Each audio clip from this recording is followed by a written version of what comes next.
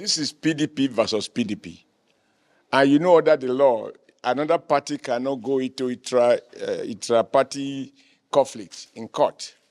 So if it is convenient for them to explain that, you can dismiss it without asking me. The fact that there have been division in Edo before their primaries and after their primaries is an open secret. And the issues in dispute are also very open. The PDP legacy group complained that the man they gave their master bedroom has completely chased them out of the building. And now they are under the rain. And as we speak, they are still trying to settle. Those who couldn't find accommodation, we pin them one by one. And don't forget that those in Osadebe Avenue were my own creation, right? In the sense that I supported Obaseki to become governor. And so I have people who still have affection for me, and I do people who forget in a hurry what I did when I was governor. And those of them who didn't quite readily appreciate now can compare the past with the present.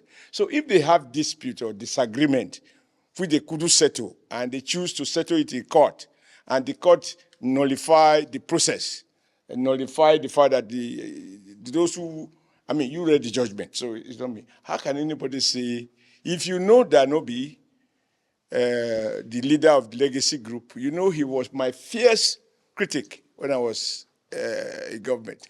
What power do I have? We are not in the state. How can we, non-state group, have power to influence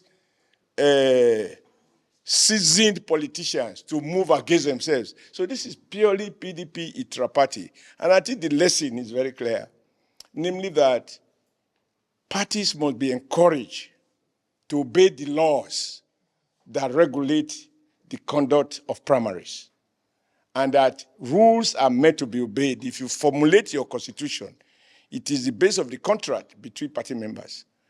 Now, the Electoral Act is meant to ensure that everybody play the game within the, within the rules. So we have nothing to do with it. Nothing to do with it. What they are saying is that. But in any case, why should we even bother about shortcut? Any day we will defeat Asue Ighodalo. Because consultancy is different from governance. And people hype the fact that he's chairman of this, chairman of that. I mean, talking about chairman, somebody whose life has been collective profit, no human touch. You can't compare him to a candidate who has lived with the people. You must have seen the video, because you didn't ask me about that. How a man who said he's from a Wohimi, like I am from Oshiomhole, I go to my village and I carry a interpreter to tell my people that I am from here. So I'm the one telling them they don't even know me. And that I want to be governor, and interpreter will interpret me. Also, governor. When you can't even communicate in your own dialect. So if it is consultancy, you want some people to advise, it's a different matter. Governance is about, you can't govern people you don't know. If governance is about motivational speeches, my friend, what is going on in the US wouldn't be going on. What it takes to be politically electable is different from presiding over a board. And people know that when you spend all your life seeking profit, exploiting suppliers and consumers, you never have full human feeling. How do you go to the guy on the street? You don't even know the environment. You don't know where erosions are. You not travel around the state. And it's not like military government that after being governor, they do what they call familiarization tour. I mean, no, there is no truth in this. In history, those who have done wonderful things for their nations were not the most eloquent, blah, blah, blah, blah, blah, blah. In any case, you also should have spoken to the fact that the PDP candidate, who was the chairman, or he is the chairman of el-rufai or whatever, which is the brain box of the correct government, that he is part of the mess in Benin, that if you rain for 5 minutes, you can't go anywhere. You are not hearing those stories. You are not seeing women crying.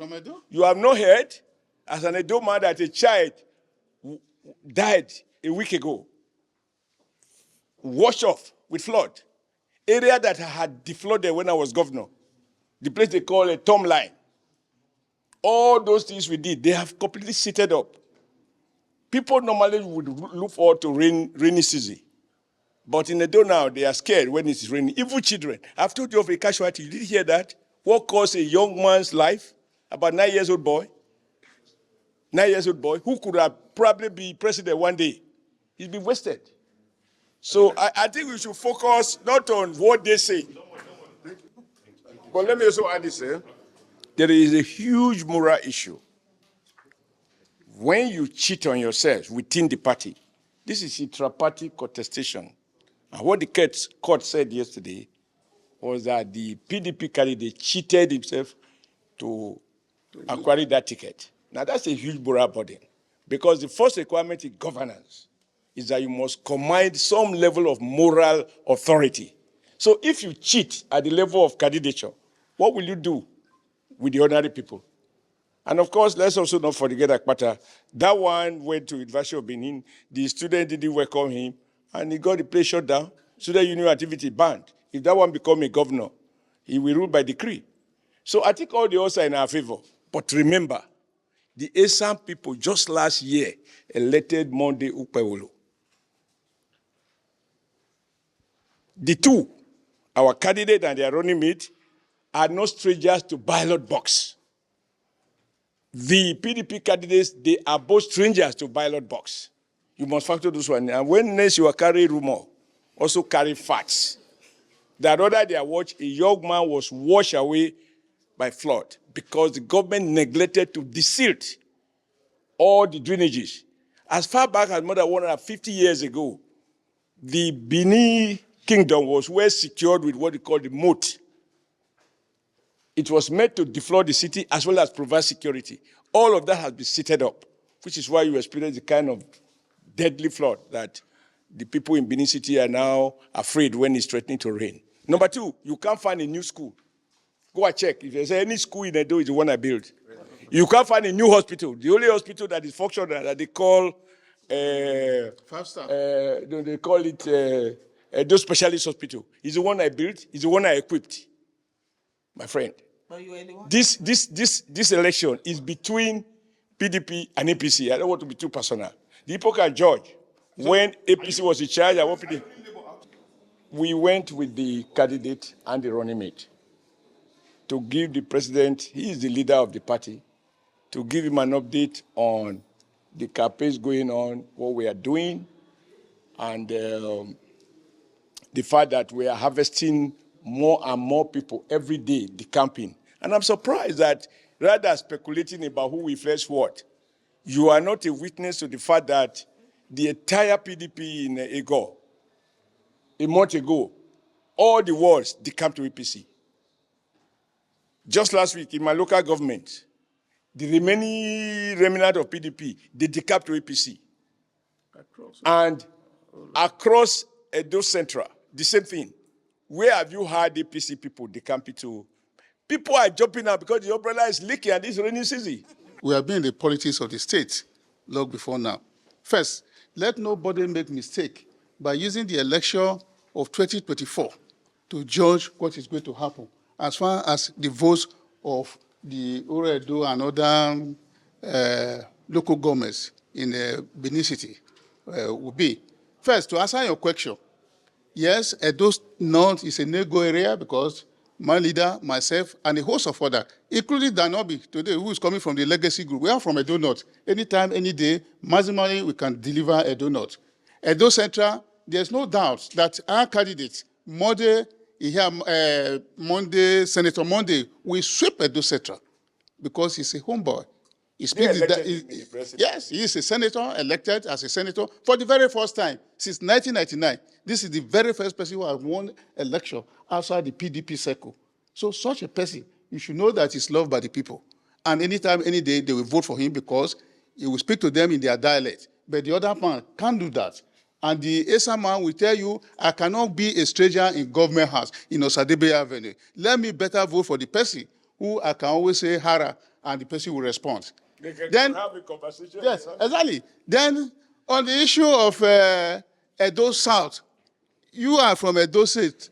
We have been doing an election. The margin of vote has always been small. And if you want to go into real analysis, today the deputy of APC is from Edo South, who already has 2 local government to his key. He's a member of the House of Representatives, Dennis Idahosa. So he's a member of the House of Representatives 2 times. And any time, any day, we will always win the 2 local governments. And he has fought and defeated very powerful people in that local government. Are you now going to say that now that he has been made a running mate, that will not deliver those 2 local? We already have 2 local governments in our pockets. Then, if you want a real analysis, Oshiomhole local government, that is where you have Dr. Pius Udubu, deputy to our leader. And that's where you have Pastor Eze-Iyamu. We have a host number of politicians who, of course, anytime, any day, they will deliver that local government. The only area that is going to be battlefield is going to be battlefield for the 3 political parties. Don't forget that the Labour candidate is from that area too. So it is not entirely for the PDP. While the Labour man will be dragging to get some votes in Oredo and IPOB, the APC will also be dragging some votes there, because there we have a running mate, and so also PDP. So that place is going to be a battlefield, and by the grace of God, APC is still going to win. And even if we don't win those 3 local governments, with what we have gotten in Edo North, with what we have gotten in Edo North, what we have gotten in Edo Central, and what we are going to get in all other local governments. In fact, don't make a mistake that we are going to win. So as far as we are concerned, whether court judgment or no court judgment, we are very hopeful and optimistic that come 21st September this year, definitely Obaseki will be prepared to leave the government house.